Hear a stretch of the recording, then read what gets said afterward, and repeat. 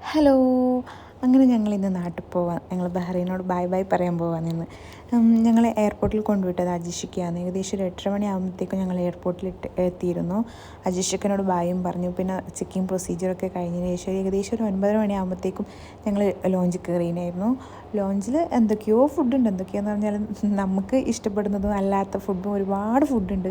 ഞങ്ങൾ കേക്കും ജ്യൂസൊക്കെ കഴിച്ച് ഈ കുട്ടിക്കും അവളെ ഫുഡൊക്കെ സെറ്റാക്കി ഞങ്ങൾ പുറത്തിറങ്ങിയിട്ടാണ് ലോഞ്ചിൽ നിന്ന് പുറത്തിറങ്ങി. ഈ കുട്ടി ഭയങ്കര പ്രശ്നമാണ്. ഈ കുട്ടിയെ മാനേജ് ചെയ്യാൻ ഭയങ്കര ബുദ്ധിമുട്ടായിരുന്നു. ഇതെന്ന് പറഞ്ഞാൽ പൊതുവെ അവൾ പുറത്തിറങ്ങുമ്പോൾ കരിയുന്ന അല്ലായിരുന്നു. പക്ഷേ ഇന്ന് ഭയങ്കര കരച്ചിലായിരുന്നു. പറഞ്ഞാൽ ഭയങ്കര കരച്ചിലായിരുന്നു.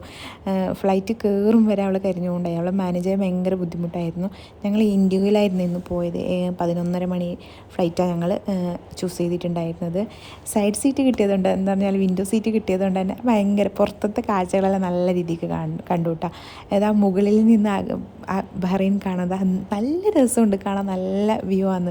ചെറിയൊരു രാജ്യമെന്ന് ഇപ്പോഴാണ് മനസ്സിലാകുന്നതെന്ന് പറഞ്ഞാൽ നോക്കി, ഏകദേശം ചെറിയൊരു റൗണ്ടിലാണ് ബഹ്റൈൻ ഒതുങ്ങുന്നത്. ഇതിപ്പോൾ നിങ്ങൾ കാണുന്നത് ഇപ്പോൾ മുംബൈയിലത്തെ വ്യൂ ആണ്. മുംബൈയിൽ ഞങ്ങൾ കണക്ഷൻ ഫ്ലൈറ്റാണ് എടുത്തത്. അതുകൊണ്ട് മുംബൈയിൽ ലാൻഡ് ആയിട്ടുണ്ടായിരുന്നു. ഇതാ മുംബൈയിലത്തെ വ്യൂ ആണ്. മുംബൈ ഇതാ ഇങ്ങനെ പരന്ന് കിടക്കുകയാണ്. ഇതിൻ്റെ ഇടയിൽ ബഹ്റൈൻ ഒന്നുമല്ല കേട്ടോ. ബഹ്റൈൻ വെറും ചെറിയൊരു രാജ്യമാണ്. മുംബൈ എന്ന് പറഞ്ഞാൽ ഇങ്ങനെ നീണ്ട് നിറന്ന് കിടക്കുകയാണ്. പക്ഷേ കാണാൻ രസം എനിക്ക് ബഹ്റൈനായിരുന്നു. മുകളിൽ നിന്ന് നോക്കുമ്പോൾ എനിക്ക് ബഹ്റൈനാണ് സൂപ്പറായിട്ട് കണ്ടത്. ഞങ്ങൾ 3 മണിക്ക് മുംബൈയിലെത്തിയിട്ടാണ്. 3 മണിക്ക് എത്തിയതിന് ശേഷം അവിടുത്തെ ചെക്കിങ് പ്രൊസീജിയർ ഭയങ്കര ബുദ്ധിമുട്ടുള്ളതാണ്. എന്ന് പറഞ്ഞാൽ ബഹ്റൈനേക്കാളും ഭയങ്കര കോംപ്ലിക്കേറ്റഡ് ആയിട്ടുള്ള ചെക്കിങ് എന്ന് പറഞ്ഞാൽ അവർ 3-4 സ്ഥലത്ത് ചെക്കിങ് ചെയ്യും. ഇത് ഞങ്ങളുടെ ലഗേജും ഈ കുട്ടിയും അതൊക്കെ ആകുമ്പോൾ ഭയങ്കര ബുദ്ധിമുട്ടായിരുന്നു. പക്ഷേ എയർപോർട്ട് കാണാൻ നല്ല ഉണ്ടായിരുന്നു. പക്ഷേ ചെക്കിങ് പ്രൊസീജിയർ ഭയങ്കര ഡിഫിക്കൽട്ടായിട്ട് തോന്നി. പിന്നെ നമ്മുടെ 9:30 ഞാൻ നെക്സ്റ്റ് ഫ്ലൈറ്റ് മാംഗ്ലൂരിലേക്ക് മംഗലാപുരത്തേക്കുള്ള നെക്സ്റ്റ് ഫ്ലൈറ്റ് 9:30 അങ്ങനെ അതാ ഈ രീതി ഇത് കാണുമ്പോൾ ഉണ്ടല്ലോ, ഒരു ടേക്ക് ഓഫും ടേക്ക് ഇന്നും കാണുന്നുണ്ട്. ഒരു ഫ്ലൈറ്റ് പോകാൻ വേണ്ടി റെഡി ആവുന്നുണ്ട്, ഒരു ഫ്ലൈറ്റ് ലാൻഡ് ചെയ്തിട്ടുണ്ട്. അത് കാണുമ്പോൾ എനിക്ക് സ്റ്റാറ്റസ് ഓർമ്മ വന്നത്, ഹാപ്പിനെസ്സും സാഡും. ചിലർ ഇറങ്ങുമ്പോൾ ഭയങ്കര എല്ലാവരും കൊതിച്ചിട്ടുണ്ടാവും, ഫാമിലി വരുന്നുണ്ട്. പിന്നെ പോകുമ്പോൾ ഫാമിലി പോകുന്ന സങ്കടം. ഇത് കാണുമ്പോൾ എനിക്ക് അതാ ഓർമ്മ വന്നത് ശരിക്കും പറഞ്ഞാൽ.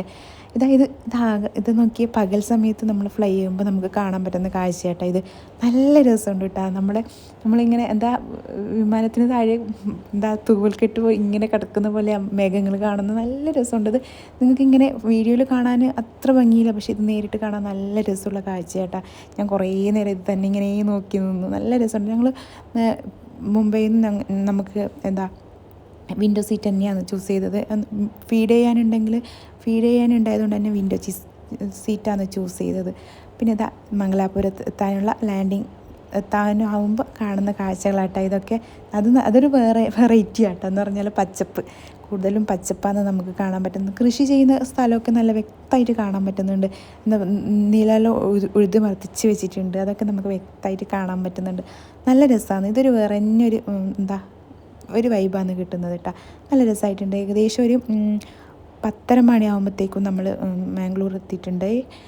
മാംഗ്ലൂർ ലാൻഡായിട്ടാണ്. പിന്നെ എന്താ പറയുക, കൂടുതൽ വീഡിയോസൊന്നും എടുക്കാൻ പറ്റില്ല. മെയിനായിട്ട് കാരണം എന്ന് പറഞ്ഞാൽ ഈ കുട്ടിയും ലഗേജും എല്ലാം ആകുമ്പോൾ നമ്മുടെ ഹാൻഡ് ബാഗ്സ് 3 ഉണ്ടായിരുന്നു കയ്യിൽ. അതാണ് ഭയങ്കര പ്രശ്നമാക്കിയത്. പിന്നെ ഞങ്ങൾ കുറച്ച് വീഡിയോസൊക്കെ എടുത്തതാണ്. ഈ കുട്ടി അനിയന് കാണുമ്പോൾ തന്നെ ഈ കുട്ടി എടുക്കാൻ വന്നു. പക്ഷേ അവൾ എല്ലാവരും ഒന്നിച്ച് പോകുന്നുണ്ട്. പക്ഷേ കുട്ടനെ കാണുമ്പോൾ അത്ര വലിയ പരിചയം കാണിച്ചിട്ട്. അപ്പോൾ ഞാൻ അവനെ ഇങ്ങനെ ചൊറിഞ്ഞുകൊണ്ടായി, നിന്നെ മറന്നു പറഞ്ഞിട്ട്. ആൾക്ക് ഭയങ്കര ഫീലാണ് എന്നെ മറന്നു എന്ന് പറയുന്നത് കേൾക്കുമ്പോൾ. ശരിക്കും അവൾ മറന്നിട്ടൊന്നുമില്ല. വീഡിയോ കോളിലൊക്കെ കാണുന്നതുകൊണ്ട് തന്നെ ആ മുഖപരിചയമൊക്കെ ഉണ്ട്. അതുകൊണ്ട് പെട്ടെന്ന് അവൻ്റെ ഒന്നിച്ച് പോയിനായിരുന്നു. ഏകദേശം ഒരു 1 മണി കഴിഞ്ഞതിന് ശേഷം കേട്ടോ വീട്ടിലെത്തിയത്. വീട്ടിൽ അനിയത്തിയും അമ്മയൊക്കെ വെയിറ്റ് ചെയ്തിരിക്കുകയാണ്. അമ്മ കുഞ്ഞിനെ കണ്ടപ്പോൾ തന്നെ എടുത്തിട്ട് നായിനെയും പൂച്ചനെയൊക്കെ കാണിക്കാൻ വേണ്ടിയിട്ടുള്ള തിരക്കിലാണ്. നീ മറന്നോ? അമ്മക്ക് ഭയങ്കര ടെൻഷൻ, മറന്നു കാണോ പറഞ്ഞിട്ട്. അങ്ങനെയായിരുന്നു.